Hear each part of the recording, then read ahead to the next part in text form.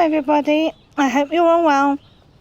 Today we are at White Ladies Priory, so that's where we are today, and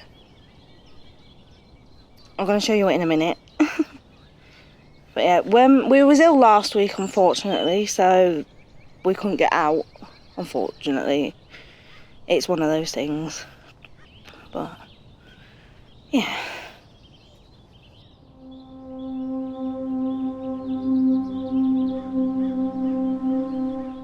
White Ladies Priory, once the Priory of St Leonard at Brewood, was an English priory of Augustinian canonesses, now in ruins, in Shropshire, in the parish of Bosco Bell. Some 8 miles, 13 kilometres, northwest of Wolverhampton, near junction 3 of the M54 motorway.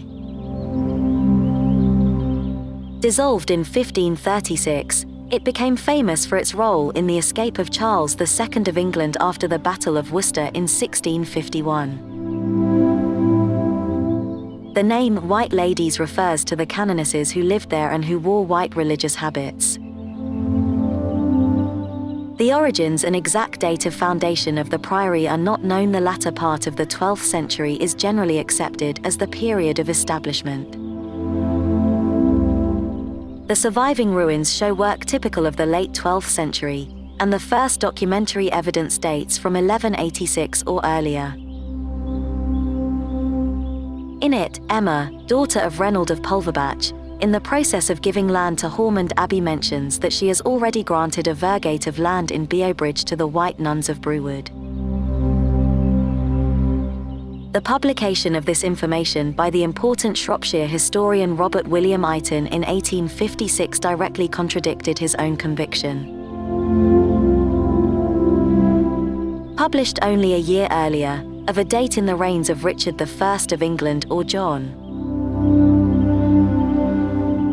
As well as casting into doubt older traditions linking the priory with Archbishop Hubert Walter.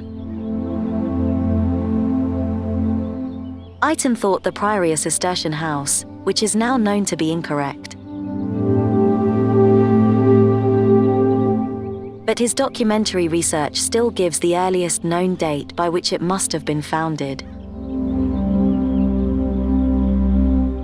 Emma's grant placed the priory in Brewood, which is in the neighbouring part of Staffordshire. Not Shropshire, it was simply the nearest village of any size, and the priory has never lain within the boundaries of Brewood parish. The priory was in an extra-parochial area, and its location gives no clues to the identity of its founder. The priory acquired the church and some tithes at Montford very early in its history. So it is possible that the Lacey family or the FitzAlans, who succeeded them as holders of the manor of Montford with 4 ton, may have been important in its founding. William FitzAlan, Lord of Oswestry, was a powerful marcher lord, closely associated with the cause of Empress Matilda during the anarchy, who was a prominent and generous supporter of Shropshire's Augustinian houses. He was closely associated with the founding of Hormond Abbey, while Wombridge Priory was founded by his vassals with his support. He was also a benefactor of Lilshall Abbey.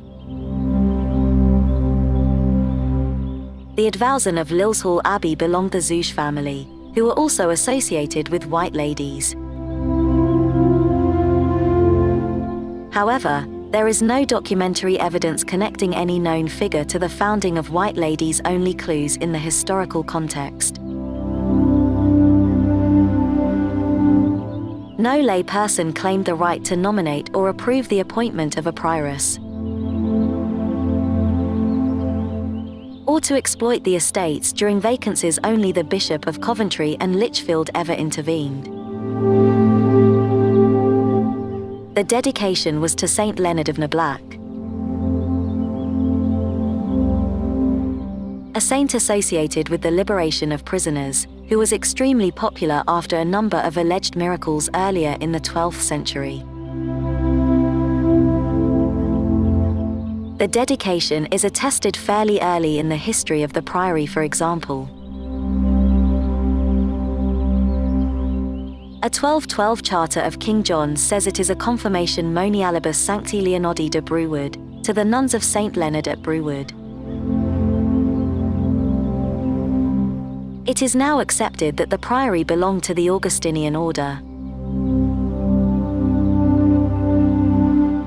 John Leland was commissioned in 1533 by Henry VIII to investigate the libraries of religious houses in England. As part of his duties, he visited White Ladies shortly after its dissolution in 1536. He originated the false idea that White Ladies was a Cistercian house. Certainly Cistercians wore a white habit, while the color of the Augustinian habit could vary. The primary element being the wearing of a white, linen rochet, similar to that of the canons. However, the register of Richard Swinefield, a 14th century bishop of Hereford, clearly refers to transferring rights to prioress et conventui alberum monialium sancti Leonodi de Brewood, coventrensis et Lycofeldensis diocesis. Ordinis Sancti Augustini, the prioress and convent of St. Leonard of Brewood, in the Diocese of Coventry and Lichfield, of the Order of St. Augustine. Leland's mistake led William Dugdale and some subsequent authors to include it among the houses of that order. The white habit made it easy to distinguish between the canonesses of St. Leonard's Priory and the black-clad nuns of the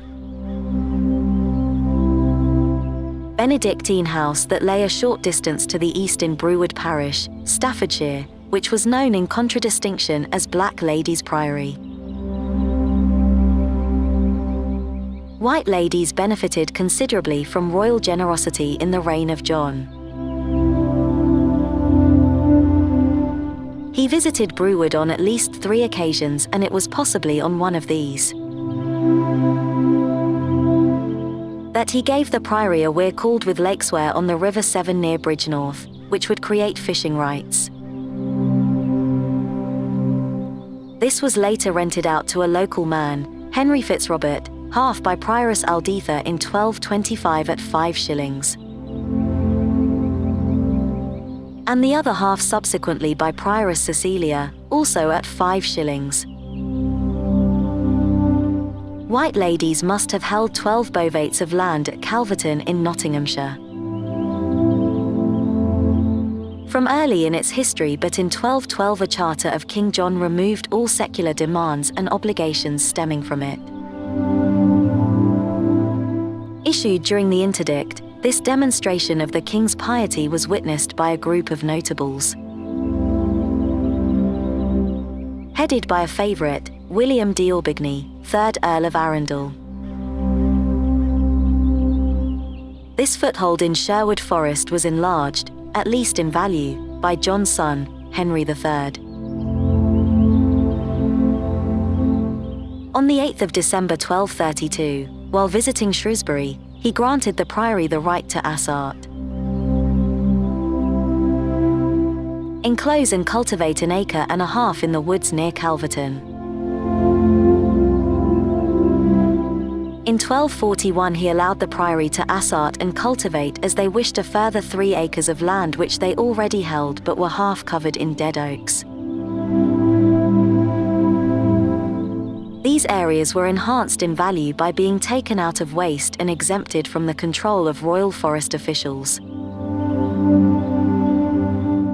Another relatively distant possession of White ladies was the church at Tipshelf in Derbyshire,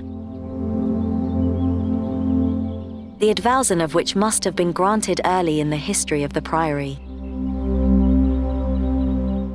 In 1291 the Taxatio Ecclesiastica of Pope Nicholas IV assessed the rectory as worth £8 but also recorded £1 going to the nuns of Brewood.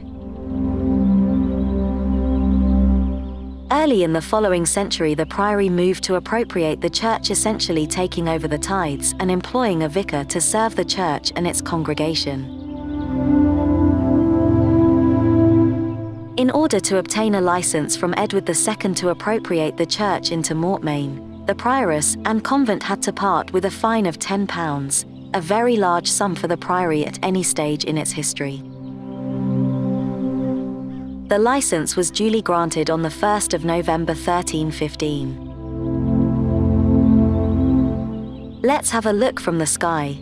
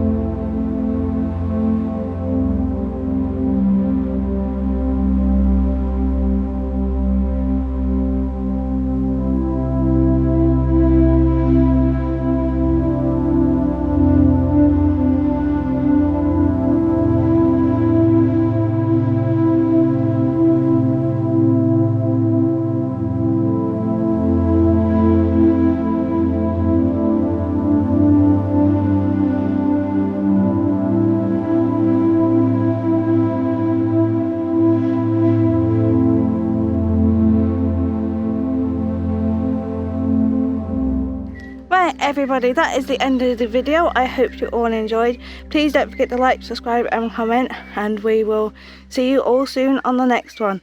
Thank you everyone. Bye.